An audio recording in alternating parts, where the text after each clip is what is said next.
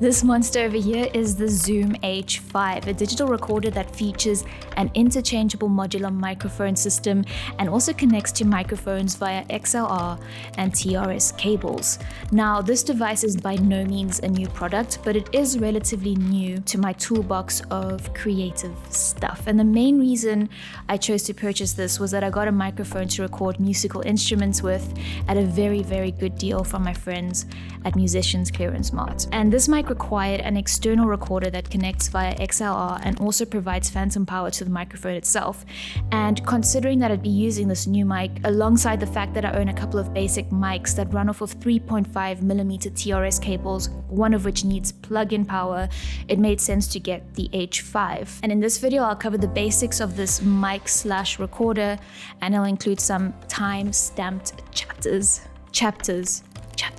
In the box, you receive the recorder, the XY mic capsule with the 90-degree mics, and you can connect and disconnect it via these side buttons over here. You can purchase other mics separately, and in addition to all this, you get a plastic case, foam screen, a USB cable, 2 AA batteries, and documentation, including a manual.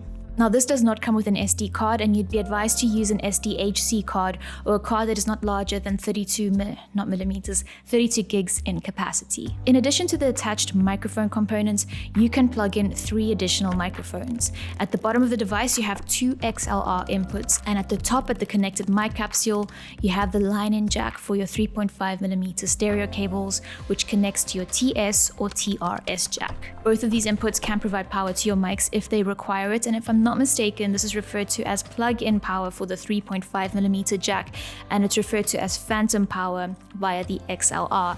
And the menu instructions to set up plug-in and phantom power are time-stamped in a separate chapter within this video. The line-out jack is used for connecting the Zoom H5 to your camera. There is a jack to connect your headphones. You have your volume up and down buttons. And this port over here is to connect your computer via USB. If you connect it via the USB, you don't need batteries. Here's the on-off button, which can also be switched to hold, which means that all buttons are disabled, which can protect you from accidentally hitting buttons while recording. Now, note that this won't protect you from accidentally turning the volume dials, which are protected by these metal rods.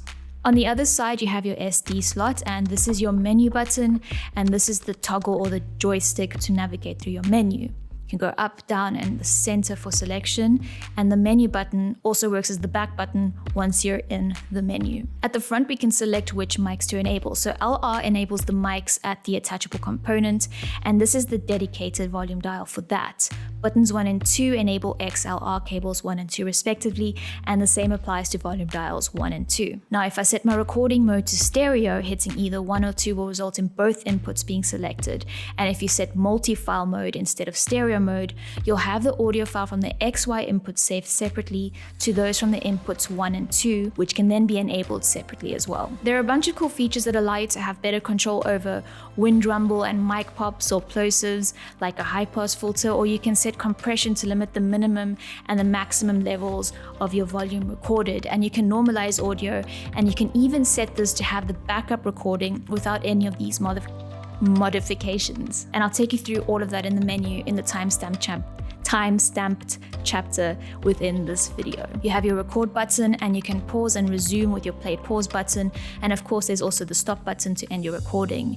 You can select different recordings for after recording playback with the back and forward buttons, which you can also hold down during playback to scrub through an audio recording. I'm saying recording a lot. If you add marks to your recordings, which you can do by hitting the toggle up button for each mark during recording, you can skip through each marked segment with the skip forward button. Alright, here's some of the features as promised. Now, to provide phantom power to your microphone via the XLR cable, hit the menu button, navigate to in-out, then in 1 to phantom.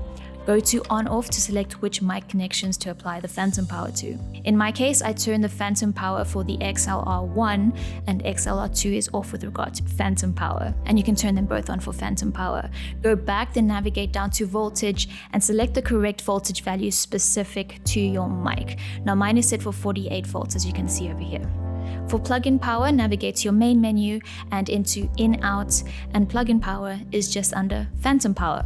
To select whether to record in stereo or multi-file mode with your Zoom H5, navigate to your main menu, navigate to Rec mode, and select your recording mode. Now remember, stereo saves all audio inputs as one stereo audio file, and multi-file mode saves the recordings from the XY and the 1 and 2 XLR mics as separate audio files.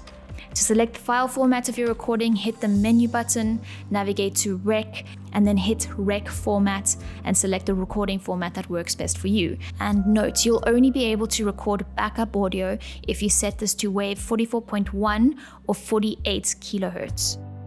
To apply your high-pass filter to help control for wind rumble and mic pops and plosives, in your main menu, navigate to In, Out, and select Low Cut, which is the same as the high-pass filter. You're cutting the low frequency out, or you're allowing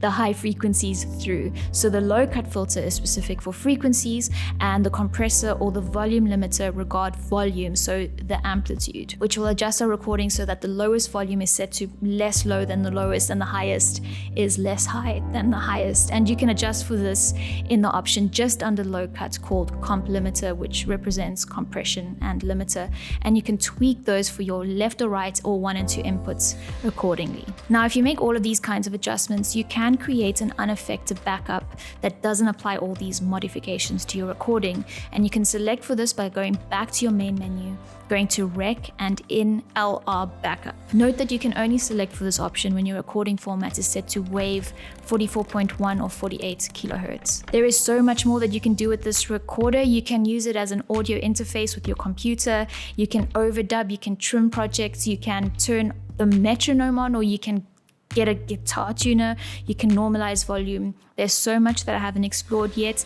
and therefore that's why I didn't cover it. But all in all, it's going really well with this recorder, and I'm happy to keep using this. And that's it for today, folks. This video went on for way too long, so thank you so much for stopping by, and I'll catch you in the next video.